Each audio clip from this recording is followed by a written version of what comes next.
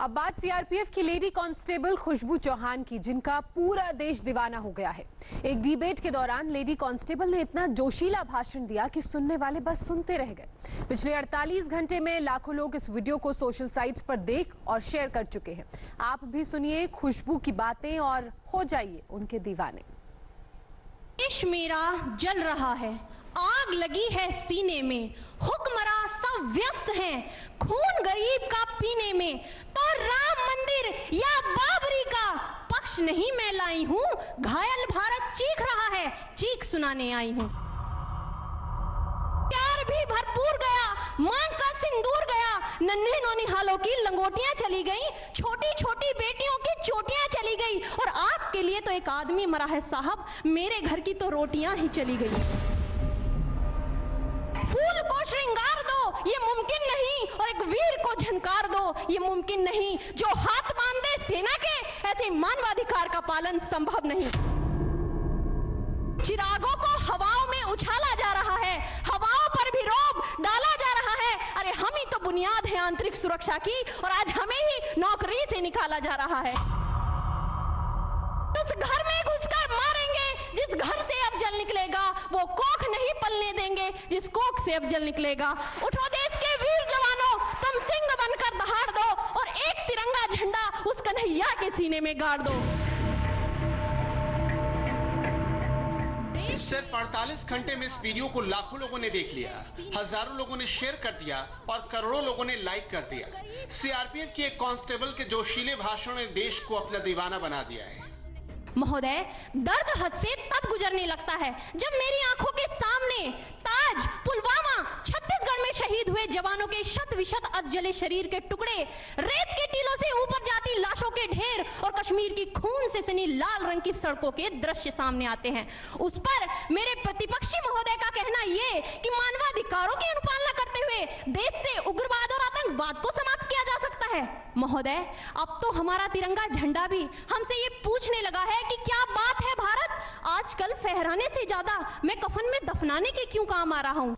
Constable खुशबू चौहान का ये देश के प्रति अपनी भावनाएं व्यक्त करने का अंदाज है। 233 बटालियन की कांस्टेबल खुशबू ने जब अपनी बोली से जेएनयू के टुकड़े टुकड़े गैंग पर सीधा प्रहार किया तो पूरे हॉल में तालियां गूंजने लगी।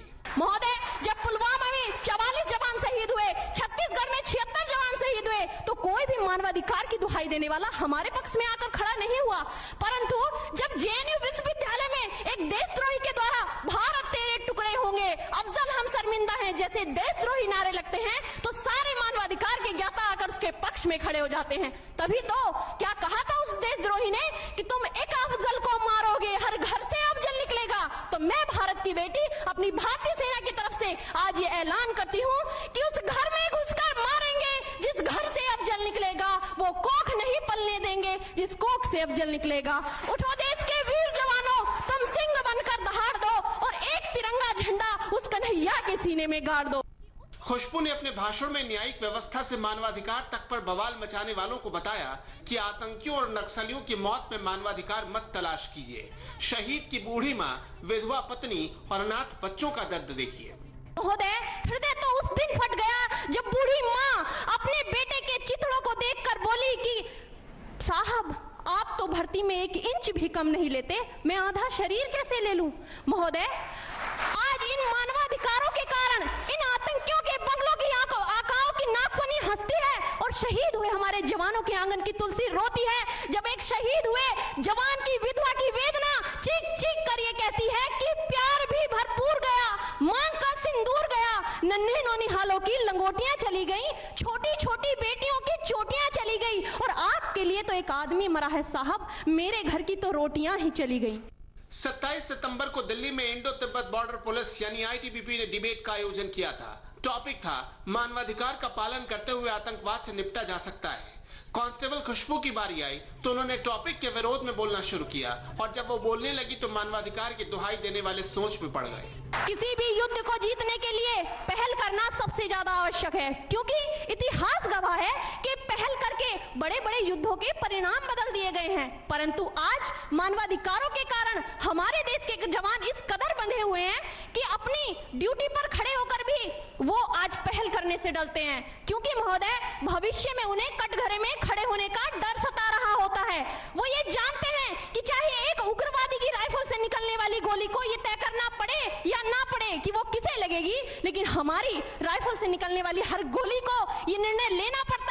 कि चाहे वो किसी निर्दोष को लगे, दोषी को लगे या ना लगे, परंतु किसी निर्दोष को नहीं लगनी चाहिए। यदि ऐसा हुआ तो ना तो ये समाज हमें छोड़ेगा, ना ही तिल का ताड़ बनाने वाली ये मीडिया हमें छोड़ेगी। और महोदय, मानवाधिकार के तले किसी जवान को दबाकर युद्ध के मैदान में छोड़ देना कोई वीरता नहीं, एक आत्महत्या है। क्योंकि महोदय, फूल को श्रृंगार दो ये मुमकिन नहीं, और एक वीर को झनकार दो ये मुमकिन नहीं। जो हाथ बांध दे सेना के, ऐसे मानवाधिकार का पालन संभव नहीं।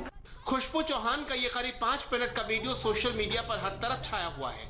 हर कोई वाह वाह कर रहा है। मुझे अफसोस है अपने देश की न्यायिक प्रक्रिया पर, जहां आज भी रात के 12 बजे अजमल कसाब जैसे आतंकी के लिए सर्वोच्च न्यायालय के दरवाजे खोल दिए जाते हैं। ऐसे देश से मानवाधिकारों की अनुपालना करते हुए आतंकवाद और उग्रवाद से कभी नहीं निपटा जा सकता। मानवाधिकार के नाम की दुहाइयां देने वालों, सीमा पर लड़ा नहीं जाता चरखों से शोलों के आगे, रामायण पढ़ी नहीं जाती सीमा पर गोलों के आगे। धरती के घोर कुहासे को एक सूरज ही हर सकता है, क्योंकि एटम बम से रक्षा केवल एटम बम ही कर सकता है। कश्मीर से लेकर छत्तीसगढ़ के जंगलों में सीआरपीएफ के जवान ही आतंकियों और नक्सलियों से सीधा मुकाबला करते हैं। इसलिए खुशबू के दर्द को लोग सुन भी रहे हैं और समझ भी रहे हैं। ये देश जहां कमजोर पड़ जाता है, खुशबू उसी कमजोर कड़ी को मजबूत करने की मांग कर रही है।